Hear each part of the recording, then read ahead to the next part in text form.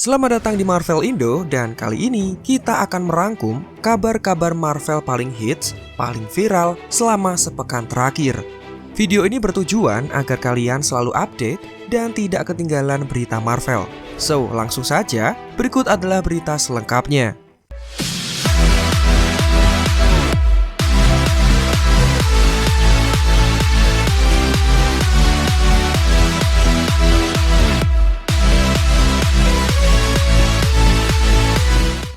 Kabar pertama, kita buka dengan serial The Falcon and the Winter Soldier yang mendapatkan predikat sebagai serial yang paling digemari penonton di seluruh dunia. Ya, mengutip dari sumber Deadline, salah satu sumber terpercaya dan kredibel, mereka mengatakan serial ini sangat sukses dan disukai para penonton, bahkan mengalahkan WandaVision saat penayangan pertamanya. Berdasarkan dari data Samba TV, mereka melaporkan bahwa 1,7 juta rumah menonton serial The Falcon and the Winter Soldier akhir pekan lalu. Setidaknya selama 5 menit, mengungguli 1,6 juta penonton yang menyaksikan pembukaan serial WandaVision pada akhir pekan. Lebih gilanya lagi, serial ini menggeser anime Attack on Titan yang memang sedang booming akhir-akhir ini sebagai serial animasi paling populer.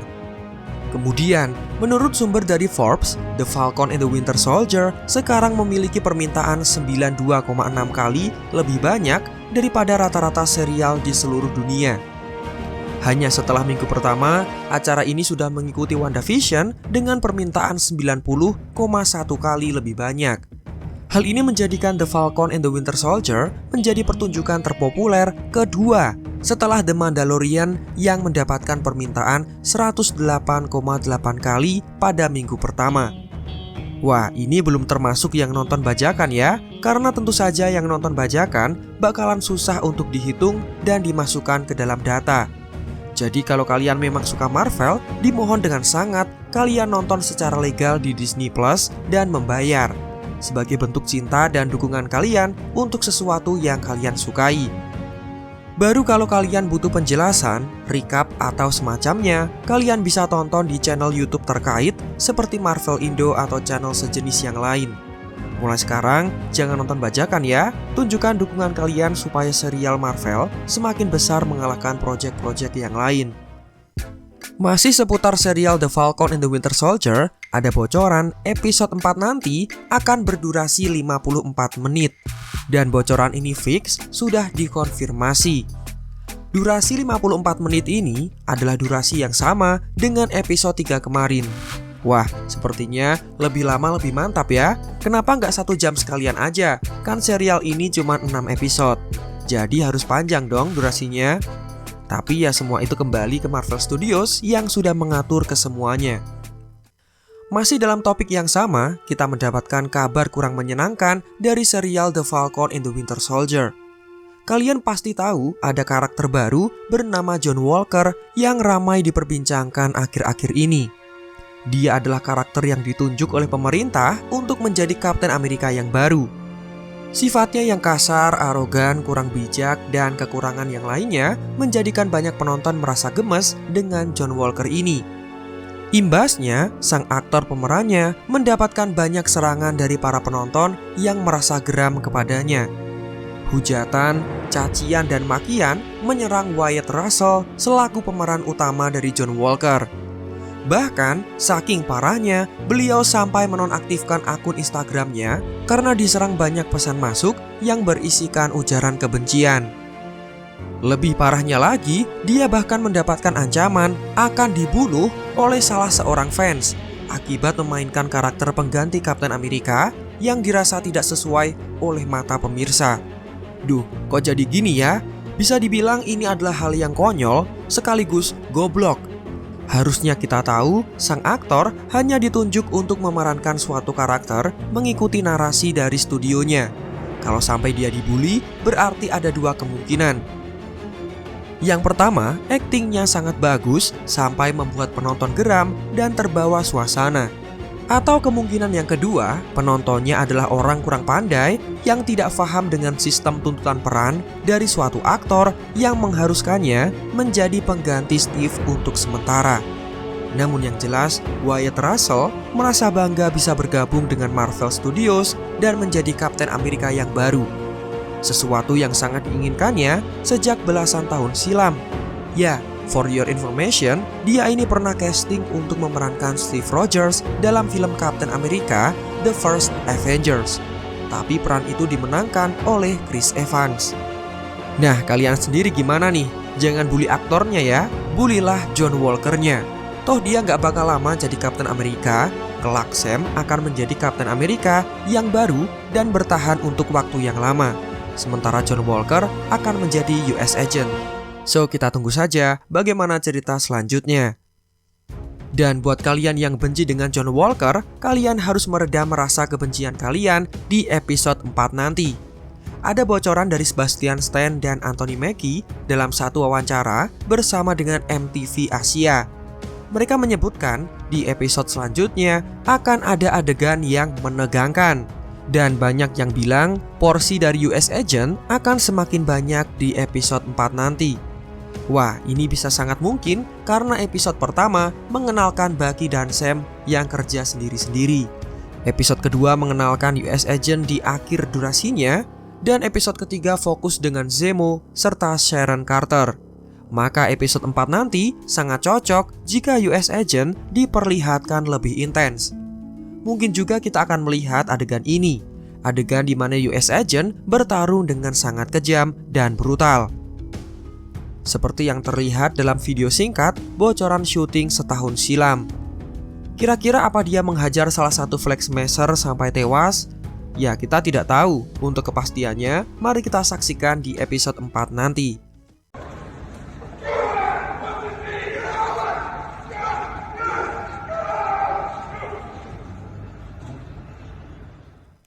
Kemudian, beralih dari serial The Falcon and the Winter Soldier, ada kabar soal rumor. Ya, ini rumor, bukan kabar resmi. Ada rumor soal aktor baru yang menggantikan T'Challa. Sebelumnya, perlu diingat sudah dari jauh-jauh hari, tepatnya Desember tahun lalu, Marvel Studios mengumumkan bahwa mereka tidak akan mengganti Chadwick Boseman sebagai T'Challa atau diperlihatkan dalam bentuk CGI. I wanted to acknowledge the devastating loss of a dear friend and member of the Marvel Studios family.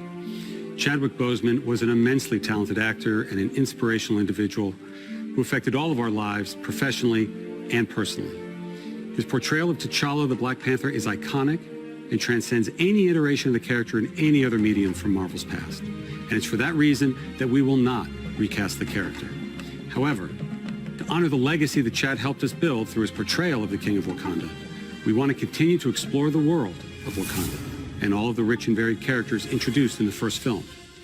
Writer-director Ryan Coogler is hard at work on the sequel now and will bring the film to you in theaters July 8th, 2022. Singkatnya, Black Panther 2 akan tetap dibuat karena proyek ini sudah direncanakan jauh sebelum meninggalnya Chadwick Boseman secara mendadak akibat kanker usus besar.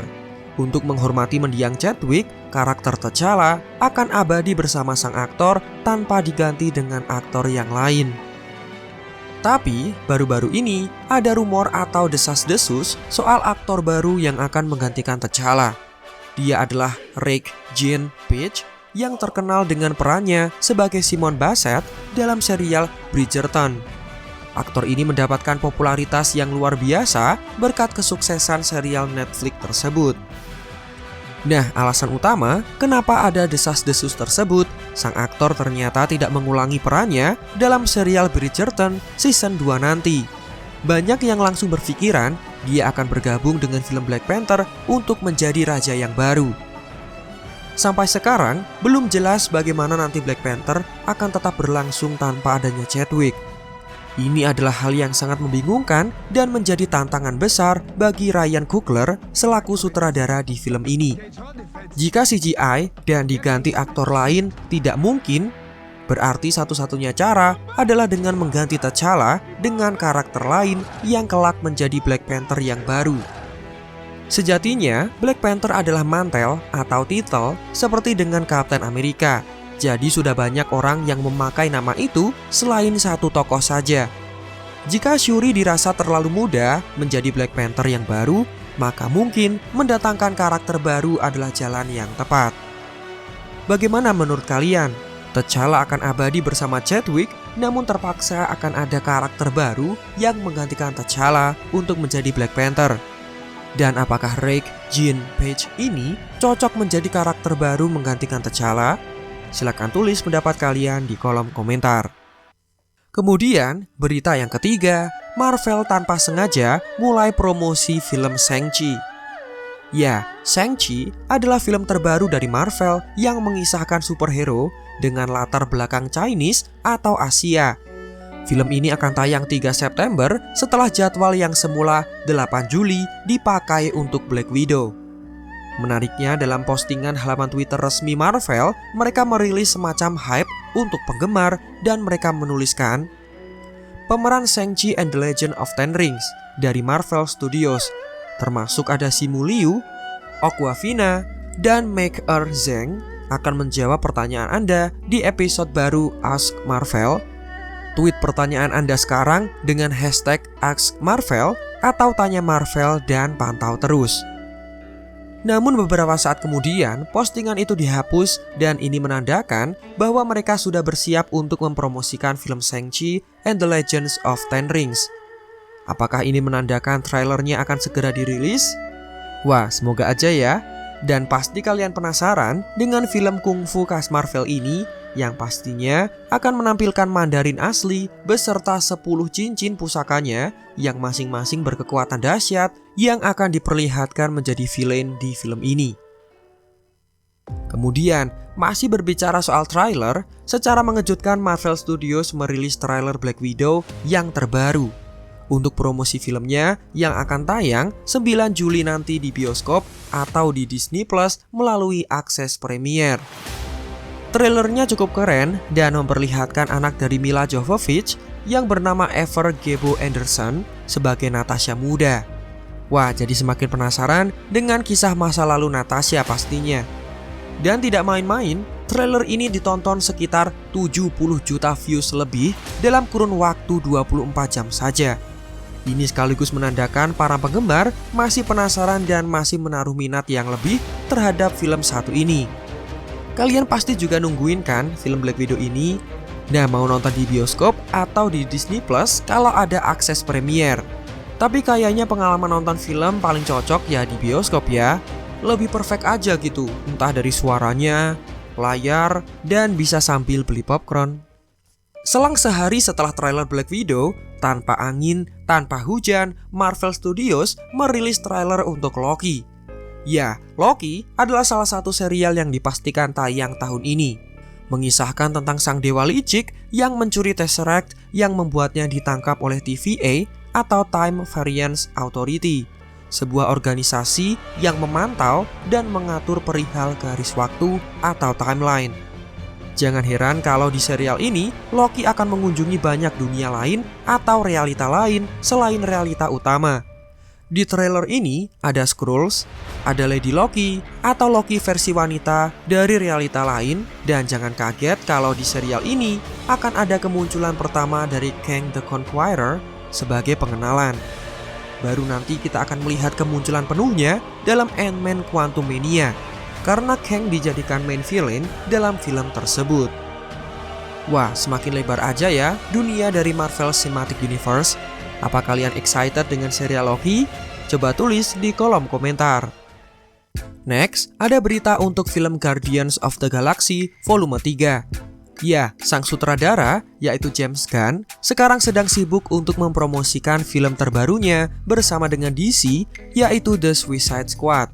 Film berisikan para kriminal yang bersatu untuk melindungi bumi dari Starro, kaiju atau monster raksasa berwujud bintang laut yang bisa mengendalikan orang-orang. Setidaknya itulah yang bisa saya tangkap dari trailernya. Nah, begitu film Suicide Squad ini selesai, maka James Gunn akan kembali mengerjakan Guardians of the Galaxy Volume 3 untuk Marvel Studios. Walaupun dipastikan bukan untuk waktu dekat, tapi sudah ada kabar dari perencanaan filmnya. James Gunn diketahui memang aktif di sosial media seperti Twitter. Baru-baru ini beliau menanggapi pertanyaan dari @portalgotg di Twitter yang memintanya untuk menawarkan sesuatu yang baru dari Guardians of the Galaxy Volume 3. Sutradara berjanji bahwa desainer dan para jenius pengembangan visual akan bekerja keras untuk menciptakan desain baru dan fantastis dari dunia lain dan makhluk asing. James Gunn melanjutkan dengan bercanda bahwa dia tidak yakin bahkan galaksi cukup besar untuk semua keajaiban ini. Singkatnya, film ini akan menjadi besar dan lebih hebat dari 2 film sebelumnya, termasuk latar belakang dunia luar angkasa yang akan memanjakan mata kita. Wah, apakah nanti dapat piala Oscar sebagai visual efek terbaik? Semoga aja ya, tapi kita tunggu aja filmnya seperti apa. Next, jika sebelumnya kita membahas soal film dan serial, kali ini kita akan membahas game baru dari Marvel. Ya, sebenarnya game ini sudah dipersiapkan setahun yang lalu, tapi sampai sekarang belum juga dirilis. Walau demikian, melalui panel YouTube-nya, mereka sering membagikan cuplikan video dan gameplaynya. Game ini berjudul Marvel Future Revolution, sebuah game Marvel pertama dengan genre open world RPG yang bisa dimainkan di HP Android atau iOS kalian. Game ini ditulis oleh Mark Sumerak, penulis Marvel komik untuk Avengers, Thor, Iron Man, Fantastic Four, Black Panther, Captain Marvel, dan lain sebagainya. Game ini menceritakan tentang bersatunya semesta dari berbagai bumi yang membentuk sebuah dunia baru bernama Primary Earth. Para player akan berperan sebagai seorang agent dari tim superhero baru bernama Omega Flight untuk melawan para supervillain yang berkumpul dari banyak semesta. Untuk sementara, karakter yang bisa dimainkan ada 5 orang, dari Doctor Strange, Spider-Man, Captain Marvel, Captain America, dan juga Iron Man. Karena bergenre open world RPG, maka bisa dikatakan dunia di dalamnya sangat luas. Kalian bisa menjelajah game ini sembari melawan musuh-musuh di dalamnya. Kalian juga bisa mengunjungi tempat-tempat ikonik dari Marvel seperti Sendar, Sakaar, dan banyak lagi. Wah, sekarang yang perlu ditanyakan, apakah spek dari game ini besar? Mirip seperti game sejenis seperti Genshin Impact misalnya. Mungkin minimal Snapdragon seri 700-an kali ya buat bisa mainin game ini. So buat kalian yang pengen banget mainin game ini, mungkin bisa nabung dari sekarang buat beli device yang mendukung. Ditambah duit THR lebaran, mungkin nanti bisa beli HP yang nggak kentang lagi. Dan itulah daftar dari berita terupdate sepekan terakhir yang sudah Marvel Indo kumpulkan khusus untuk kalian. Di antara semua berita yang sudah kami sajikan, mana yang paling menarik untuk kalian? Coba tulis di kolom komentar. Jangan lupa subscribe dan nyalakan lonceng notifikasinya supaya nggak ketinggalan update terbaru seputar Marvel. Dan Marvel Indo out, sampai jumpa di video lainnya.